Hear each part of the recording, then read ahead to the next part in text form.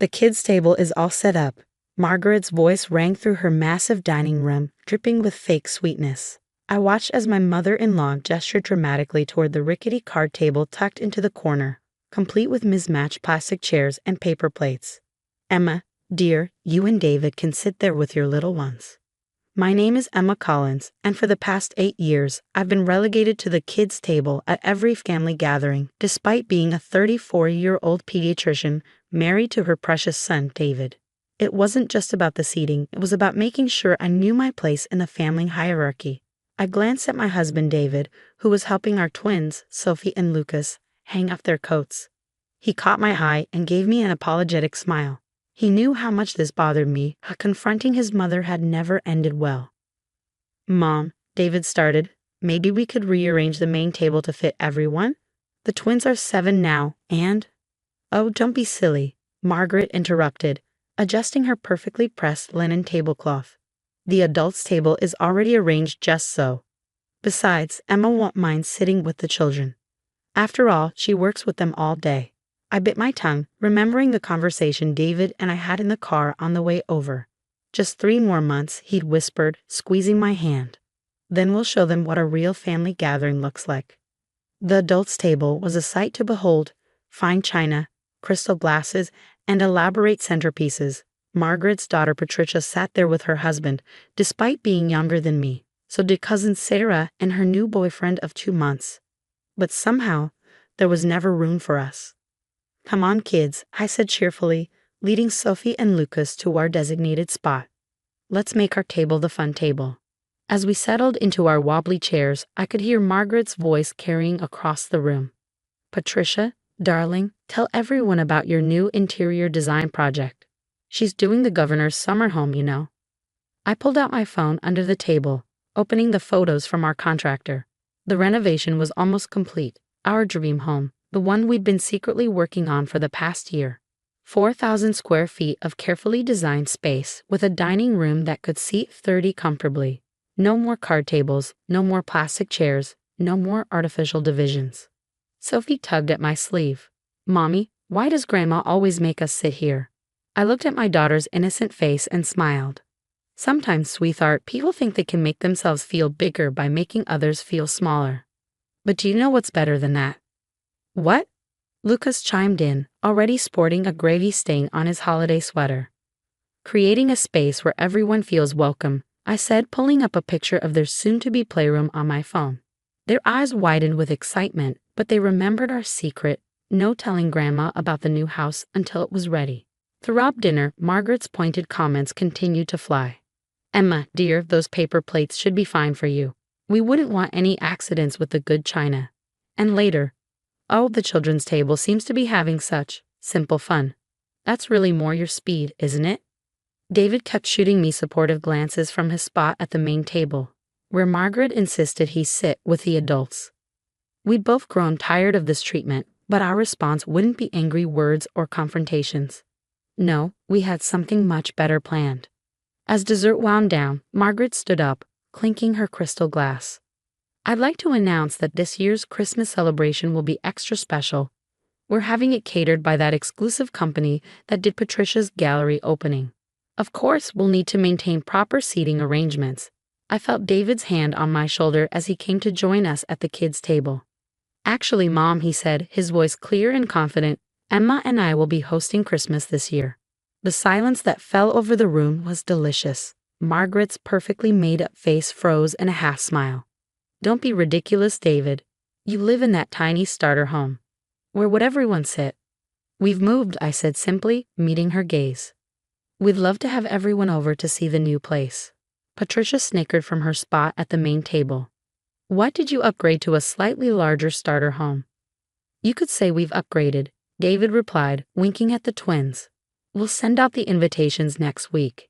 As we drove home that evening, the twins chattering excitedly in the back seat about their new playroom, David reached over and squeezed my hand. Did you see Mom's face? I laughed, feeling lighter than I had in years. Just wait until she sees what we've done with the place. No more kids' table, just one big family table where everyone belongs. 3 more weeks until we move in, David said, and 4 until Christmas. I smiled.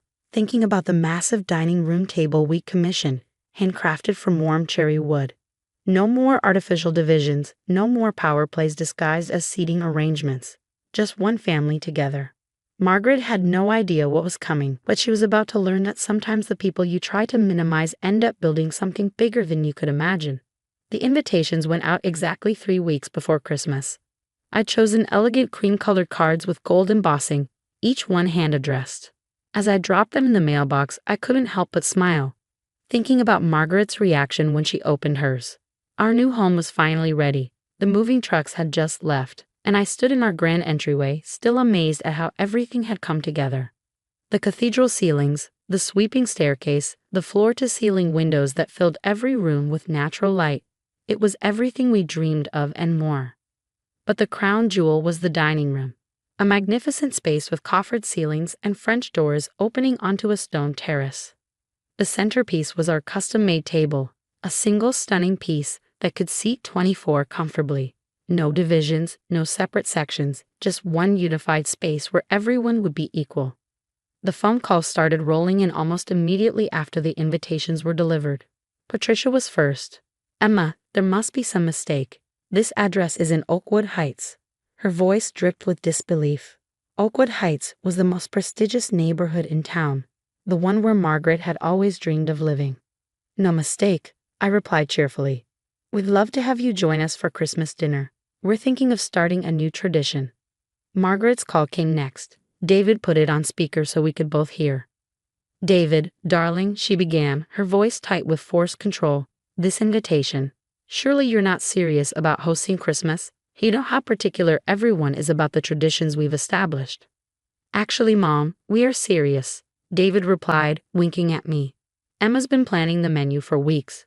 We thought it would be nice to share our new home with the family." "New home." Her voice rose an octave. "In Oakwood Heights. How could you possibly?"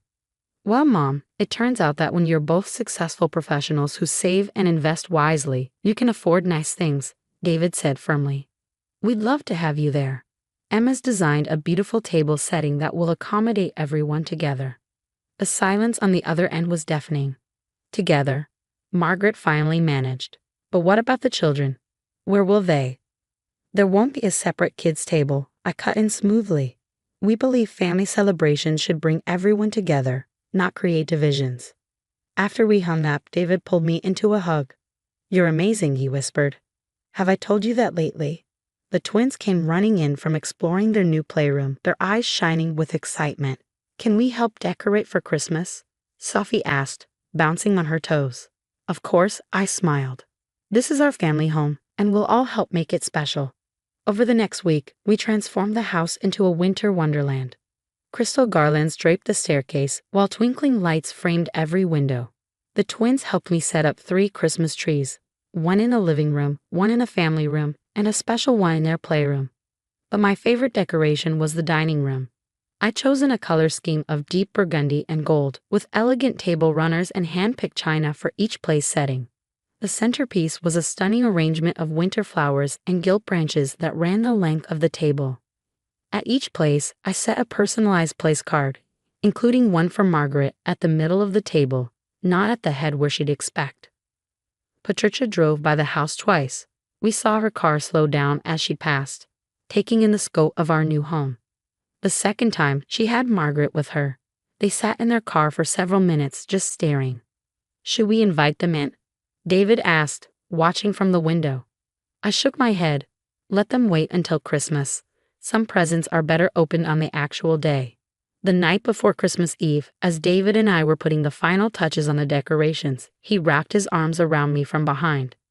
"You know what I love most about this house?" he asked. "What?"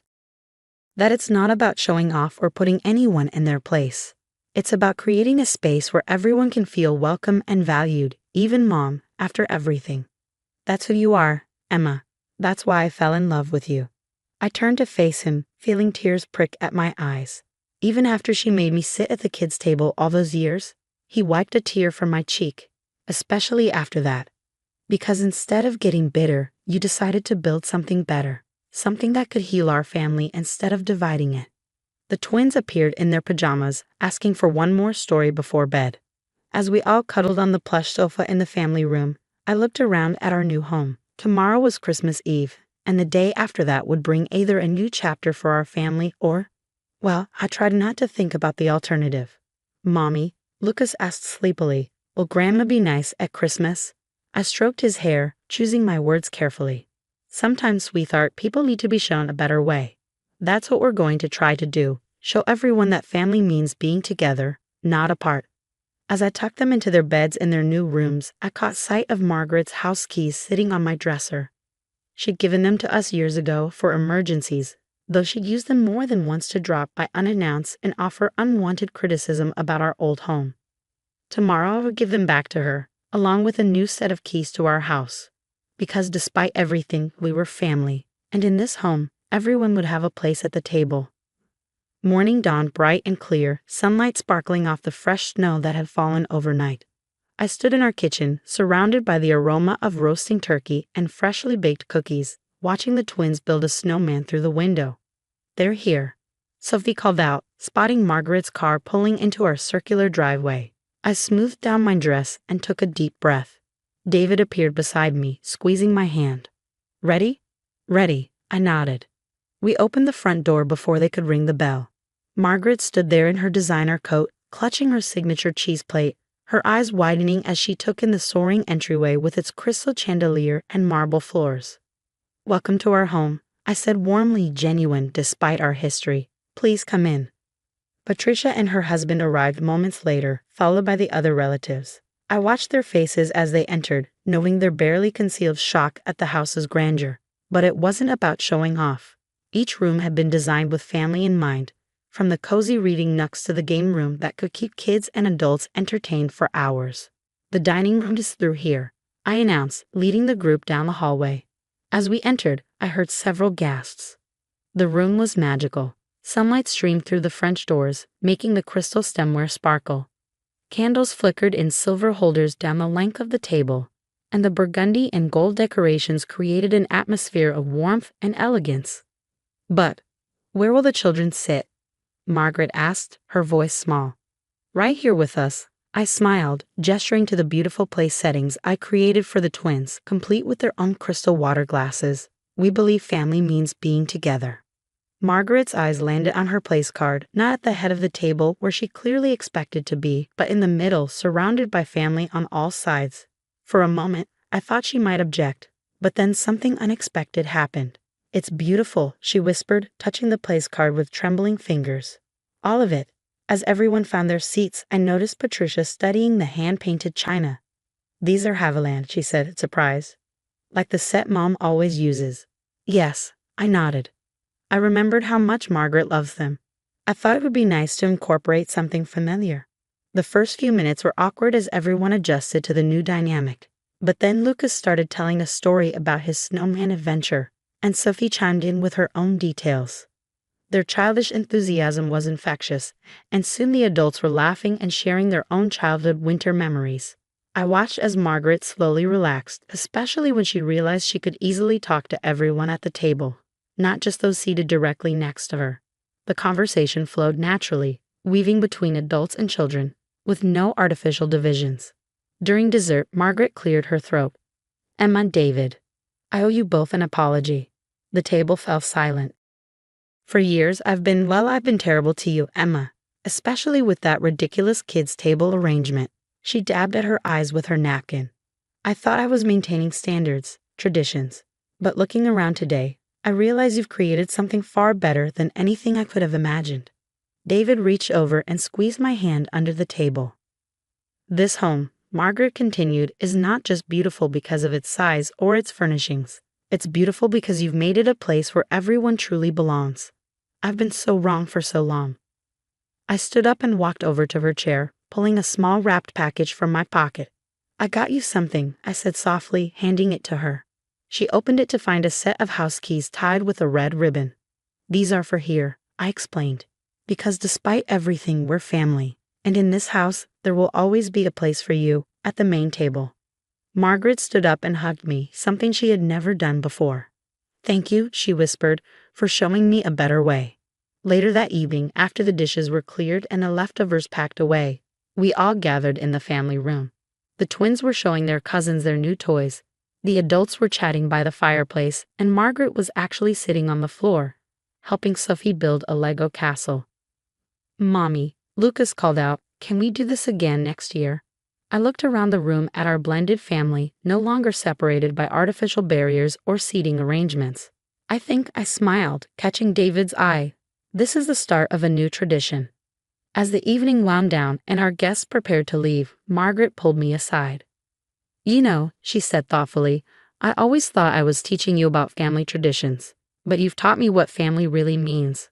I watched from our front door as everyone drove away, snow starting to fall again in the golden light of our porch lamps. David wrapped his arms around me from behind. "How does it feel?" he asked. "Like we've built something bigger than a house," I replied. "We've built a home where healing can happen." That night, as I tucked the twins into bed, Sophie asked, "Mommy, did we fix Grandma?" I smiled, smoothing her hair. "Sometimes, sweetheart, people just need to be shown that there's a better way to do things. And sometimes the best way to change someone's heart is to make room for them at your table." The kids' table was gone, but something much more precious had taken its place. A family united, gathering around one table, creating memories that would last a lifetime.